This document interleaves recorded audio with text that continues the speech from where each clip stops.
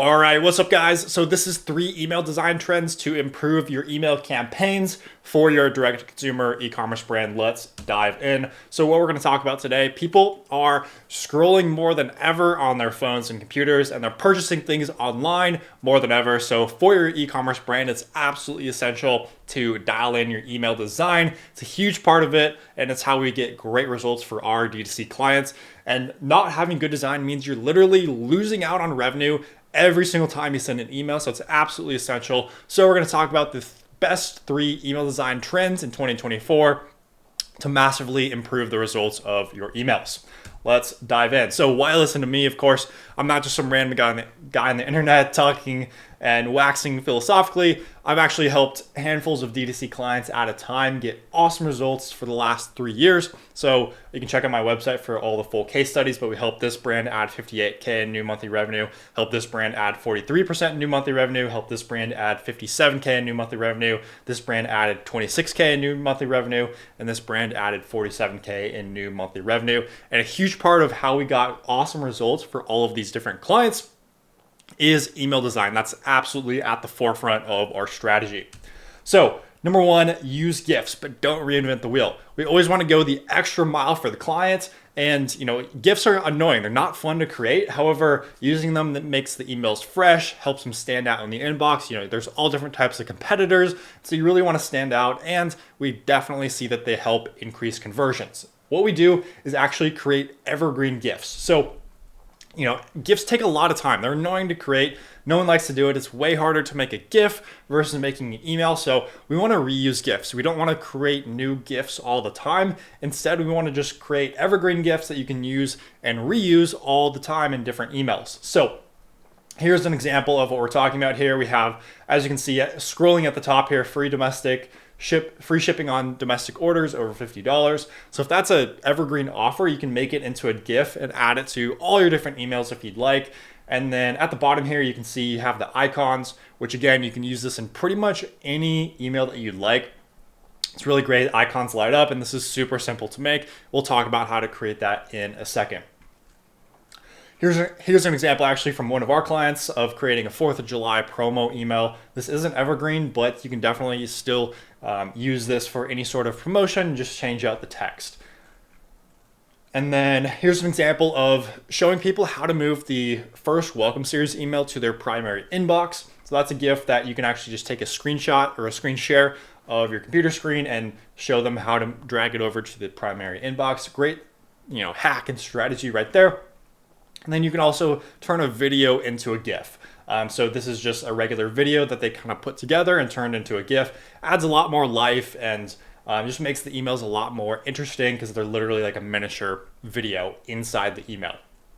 So how do you create these? If you want simple animations, just go to easygif.com. That's what we like to use if it's just, for example, if it's creating something simple like icons, changing colors and moving across the screen. That's super simple. You can just do that in easygif.com. If you want to do a screen capture, like we talked about with the welcome series email, moving that to the primary inbox, that's super easy. Just use this Chrome extension called Chrome Capture. If you want to turn a video into a GIF, we like to use a video editing software like Premiere Pro. And then for any sort of complex GIFs, for example, like what we did with this skincare brand here, we just did that in Photoshop. So you do need to know, if you want more complex things, how to use animations and things like that. There's a lot of different ways that you can actually use it, but this is what we recommend to at least start with. And then make sure you optimize your GIFs. So make sure the file size isn't massive so it doesn't take too long to load in the inbox. That's a huge issue that we see a lot of times is not optimizing GIFs. So you can do that just by searching up, optimize GIF file size in Google, doing something similar like Easy GIF, or this other one down here is a great one. Both of these work very, very well, but Easy GIF is the one that we always start off with. All right, tip number 2, structure your emails for dark mode. This year especially, dark mode is becoming increasingly popular in Gmail on mobile, but also using desktop extensions like Dark Reader. That's what I actually use on my desktop, and emails do not always look great. So you don't want your emails looking like this. It's impossible to actually read the logo, and the timer at the top just doesn't look amazing. So instead, you want an email that looks like this, where it still looks good in both light and dark mode, because they're understanding what dark mode actually does. So you want to actually test out your email in dark mode. That's the biggest tip that I have here. You'll just learn quickly what actually works and what doesn't. For example, with HTML text sections, honestly, I don't recommend using these. I know a lot of people claim that adding them actually helps increase email deliverability, but from extensive testing, it really doesn't make that much of a difference. Even if you don't believe me, or if you just still want to add text in there, that's fine, but don't alternate like image, text, image, text, image, text, or else you're going to get something that looks like this. Doesn't look great, and it's not how you originally intended to design your email. Instead, you can put all of your text into one big body section, so there's not like, white, black, white, black, white, black, or you can just put it at the bottom of the email. That's what we've done. We actually put all of the text into the footer if we really want to add text for deliverability purposes. But again, from our testing, it's not been that much of a difference. It really hasn't been any statistically significant difference at all. Highlighting, I recommend not using highlighting altogether. One, it's going to make the image file size or the email file size way bigger. But two, in dark mode, it doesn't look good. Font colors, certain colors just are not going to show up great on dark backgrounds. So for example, this kind of pinkish color on the background, they just clash. Social media icon color, social media icons, countdown timers, and other elements. You can see here, these are going to run into some issues. So I'll show you actually in a second a way to mitigate this. However, again, it's going to be difficult to read these in dark mode. So we recommend images more than anything else. What you can do actually is outline your PNG logo images with a white glow or a border. So here's an example from Litmus here that's in regular non-dark mode. It looks fine, nothing out of the ordinary, but when you go to dark mode, they actually add this kind of white glow around their PNG, so it still looks really good. They actually go test it in dark mode and it looks great. Tip number 3 here is simple, punchy emails.